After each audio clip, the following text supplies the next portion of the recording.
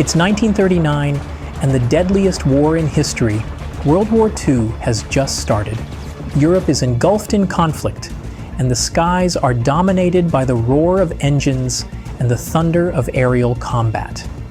The British Royal Air Force, RAF, is locked in a desperate struggle against the German Luftwaffe during the Battle of Britain. The British are in urgent need of new, advanced fighter aircraft to counter the threat posed by the enemy.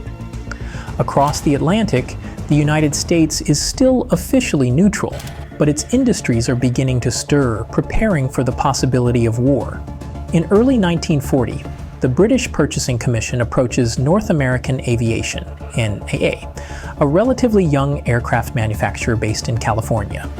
The British are looking for a new fighter plane to supplement their existing fleet, particularly the Curtiss P-40 Warhawk, which is already showing its limitations against more advanced German aircraft.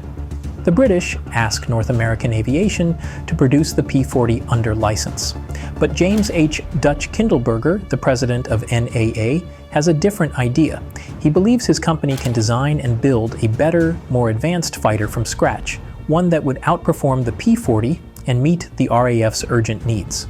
Kindleberger and his team, led by Chief Engineer Edgar Schmood, set to work on a revolutionary design. They aim to create a fighter that is fast, agile, and capable of carrying a heavy armament. The team works tirelessly, and in an astonishingly short time, just 117 days, they produce a prototype. This new aircraft, designated the NA-73X, incorporates several innovative features. It has a sleek aerodynamic design with a laminar flow wing, which reduces drag and allows for higher speeds. The engine is the powerful Allison V1710, a liquid-cooled V12 that provides the necessary thrust for high performance. The British are impressed by the prototype and place an order for 320 aircraft, which they name the Mustang 1. The first production model flies in April 1941, and by early 1942, the Mustang is in service with the RAF. Initially, the Mustang is used primarily for low-altitude reconnaissance and ground attack missions, where its speed and maneuverability make it highly effective.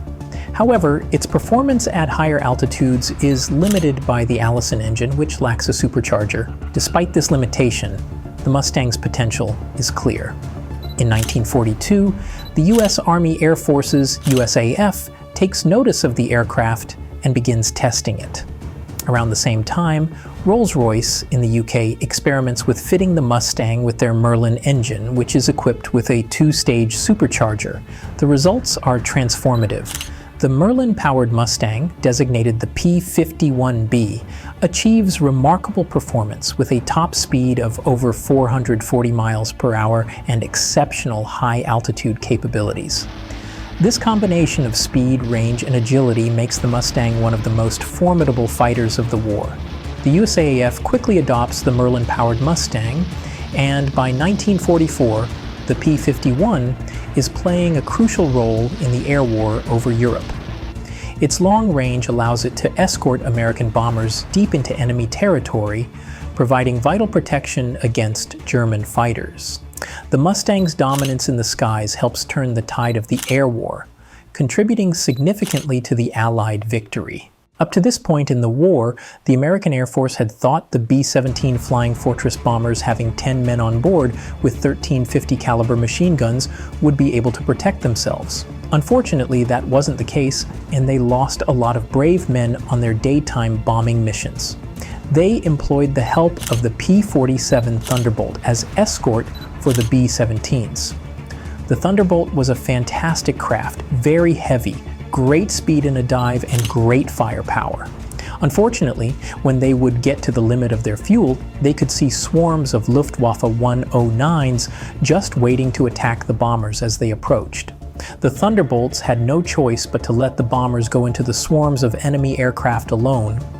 This went on until the advent of the Mustang and its drop tanks. Drop tanks were extra fuel tanks made of paper mache. That's layered paper with resin with a fuel protective coating. These could hang under the wing of the aircraft and give the Mustang extra range, long enough to not abandon the bombers along the way and save countless lives. Since the drop tanks added extra drag, the would be dropped by the pilot when empty, or when it was time to engage the enemy. This time, when the Luftwaffe approached, all the Mustangs had to do was drop the drop tanks and get into the battle. The drop tanks were made of paper to save on metal and also not provide the enemy with scrap metal when dropped. The fact that the P-51 could escort bombers all the way to Berlin and back was a game changer. They would fly low and fast on their way back and take out targets of opportunity like trains, narrow boats, and trucks with devastating effect. Nothing was safe from a Mustang on its way from escort duty. Initially, when the P-51 replaced the Thunderbolt, most pilots were skeptical. They loved their big, heavy, but fast Thunderbolts. But as soon as most of them got into the light, maneuverable Mustang, they loved the aircraft. Towards the end of the war, the Allies held air superiority, and the Mustang played a big part in that battle. Please hit the subscribe button if you're enjoying the video. It really helps the channel. Let's look at some key points that made the P-51 Mustang exceptional. First, revolutionary aerodynamic design. The Mustang featured a laminar flow wing, which reduced drag and allowed for higher speeds and greater fuel efficiency. Its sleek, streamlined fuselage contributed to its exceptional performance, making it faster and more agile than many contemporary fighters. 2. The Merlin engine. The original Allison engine limited the Mustang's high-altitude performance, but the integration of the Rolls-Royce Merlin engine, built under license by Packard in the US, transformed the aircraft. The Merlin engine, with its two-stage supercharger, provided outstanding power at high altitudes, enabling the Mustang to outperform most enemy fighters, including the German FW-190 and Bf-109. Third, unmatched range. The Mustang's long-range capability was a game-changer. With external fuel tanks, it could fly over 1,600 miles or 2,600 kilometers, allowing it to escort bombers deep into enemy territory and return safely. This range was critical during the strategic bombing campaign over Europe, as it provided protection for Allied bombers like the B-17 and B-24, significantly reducing their losses. Fourth, superior speed and maneuverability. The Mustang could reach speeds of over 440 miles per hour or 700 kilometers per hour, making it one of the fastest piston engine fighters of the war.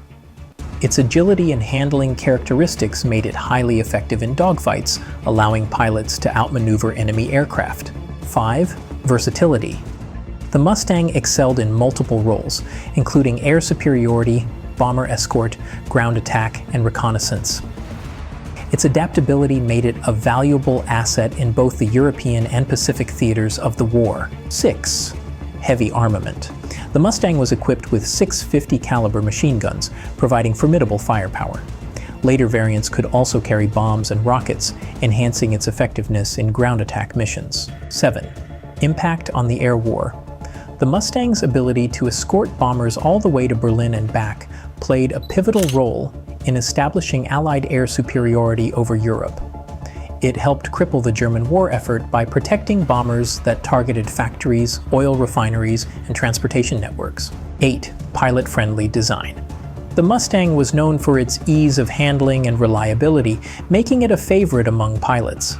Its cockpit layout and visibility were praised, giving pilots a tactical advantage in combat. It was more comfortable. There's a bit more room in a Mustang's cockpit than a Spitfire. 9. Production and availability. Over 15,000 Mustangs were produced during the war, making it one of the most widely available and effective fighters. Its relatively simple construction allowed for rapid production and deployment. 10th, post-war legacy. The Mustang's success continued after the war, serving in various air forces and even seeing action in the Korean War. Its design influenced future aircraft, and it remains an iconic symbol of aviation history. By the end of World War II, the P-51 Mustang had cemented its place in aviation history as one of the greatest fighter aircraft ever built.